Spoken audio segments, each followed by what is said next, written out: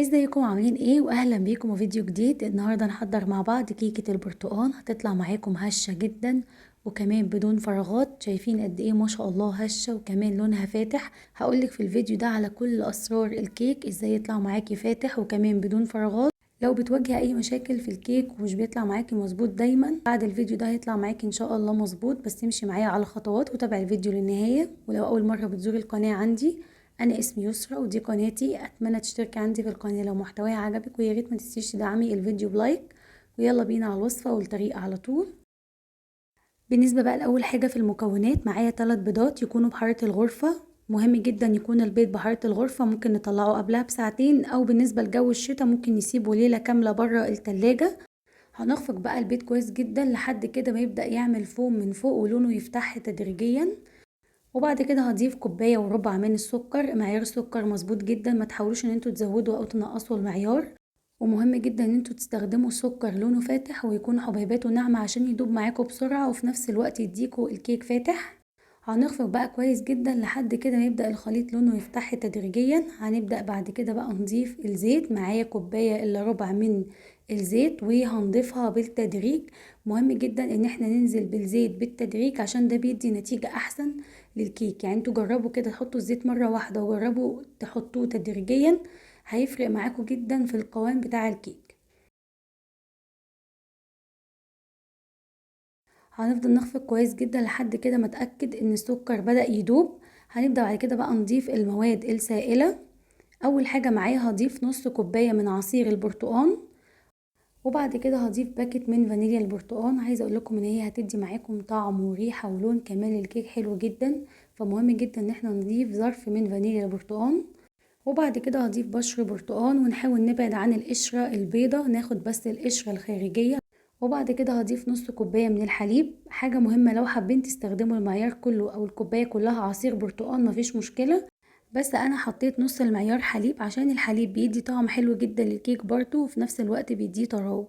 بس طبعا انتوا رغبتكم، لو عايزين تضيفوا الكوباية كلها برتقال مفيش مشكلة، المهم يكون معيار السوائل كلها يكون كوباية. وبعد كده هنجهز المواد الجافة. معايا كوبايتين ونص من الدقيق وعليهم معلقتين كبار من النشا. مهم جدا نحط النشا، بيحسن معايا من قوام الكيك وبيخلي كمان الكيك مفهوش فراغات. وبعد كده هضيف معلقة كبيرة مليانة من البيكنج باودر. دي كده المواد الجافة، وطبعا كده ذرة ملح هنضيفها طبعا على الدقيق، ذرة ملح بسيطة جدا. بعد كده بقى هقلب كده خليط الكيك، اتاكد كده ان السكر داب تماما، وكمان ابدا كده ان انا اضيف عليه بقى المواد الجافه. المواد الجافه اللي هي كوبايتين ونص دقيق وعليهم معلقتين كبار من النشا ومعلقه البيكنج باودر وذره الملح. دي كده كل المكونات، وهكتبها لكم برضو في صندوق الوصف. ضفت كده كل كميه الدقيق اللي معايا، وبعد كده نبدا نقلب كويس جدا لحد كده ما الدقيق يختفي تماما. طبعا هنقلب بالراحة زي ما انا كده بقلب، انا مش مسرعة الفيديو ولا اي حاجة عشان اوريكم انا بقلب ازاي، عشان طبعا ما تطلعوش الهوا كله اللي في الكيك. هنقلب بقى الكيك في اتجاه واحد، مهم جدا ان احنا نقلب في اتجاه واحد ونقلب بالراحة. بس انا هنا بدأت اسرع الفيديو عشان ما اخدش من وقتكم، وفي نفس الوقت عايزة اوريكم قوام الكيك. وبعد كده معايا صينية مقاس 25، هدهنها كده بمعلقة زيت كبيرة وعليها ورق زبدة. مهم جدا نحط ورق زبدة او نبطن بدقيق عشان طبعا الكيك ما يتحرقش معاكم. وبعد كده احط الكيك، شايفين قوام الكيك عامل ازاي. مهم جدا ان احنا نلتزم بالمقادير عشان تطلع معاكم الكيك مظبوط.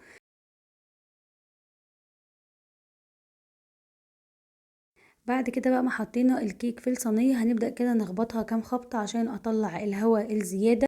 هنشغل الفرن قبل ما ندخل الصينية كده لمدة 5 دقايق، وبعد كده ندخلها على رف اوسط على درجة حرارة 180، هتقعد من 30 ل 35 دقيقة. كده بعد ما طلعت بقى من الفرن، انا بحب تملي الكيك اللي بعمله في صواني مدورة او مستطيلة، عكس الكيك اللي في قوالب بحبه يكون مفيش اي تشققات فيه. فالكيك طالع مظبوط جدا وقوامه مظبوط جدا. شايفين ما شاء الله طالع هش قد ايه. طبعا انا مش هقول لكم، الفيديو بيعبر عن كل حاجة. عايزه اقول لكم بقى كمان نكهه البرتقال بجد خطيره جدا، طعمها وريحتها. عايزه اقول لكم من قبل ما تطلع من الفرن ريحه البيت كله كانت كيكه برتقال. وكمان قوام الكيك شايفين قد ايه مظبوط. حاجه مهمه بالنسبه لنوعيه الدقيق، انا مستخدمه دقيق دوبيلا المخصص للكيك. ممكن تستخدموا سنبله الفرات، ممكن كمان تجيبوا الدقيق الفاخر اللي هو مثلا زي الضحى او اي نوع دقيق. المهم بس ان الدقيق يكون نوعه فاخر عشان يطلع معاكي الكيك مظبوط بالشكل ده ويطلع معاكي كده لونه فاتح وهش وفلافي. بلاقي ناس كتير قوي بتسأل ازاي الكيك يطلع معايا كده لونه فاتح وفي نفس الوقت مفهوش فراغات. طبعا كل العوامل اللي انا قلتها في اول الفيديو بتأدي ان الكيك يطلع معاكي بالنتيجة دي. نوعية الدقيق، السكر ما يكونش خشن، يكون سكر حبيباته ناعمة، يكون لونه فاتح. وكمان الزيت مهم جدا، بيخلي الكيك معاكي يطلع هش، وفي نفس الوقت ما يكونش زيت، يكون ليه ريحة، يكون جودته كويسة عشان يديكي نتيجة ممتازة. كل العوامل دي بتخلي الكيك يطلع معاكي حلو جدا. وكمان معلقتين النشا يا ريت ما تنسوهمش عشان بتظبط معاكم قوام الكيك. وبكده وصلت معاكم لاخر جزء في الفيديو. بتمنى الفيديو يكون عجبكم وتكونوا استفدتوا منه ولو بمعلومة بسيطة. يهمني جدا ان انتوا تجربوا الوصفة وترجعوا تكتبوا لي في التعليقات قد ايه الوصفة ناجحة معاكم وقد ايه عجبتكم.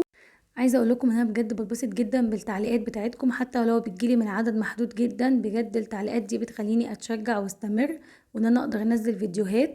فانا حابه اشكركم جدا على تعليقاتكم، ويا ريت اللي لسه مشتركش عندي في القناه يشترك ويفعل زر الجرس ويعمل اعجاب للفيديو لو الفيديو عجبكم. وشكرا جدا ليكم.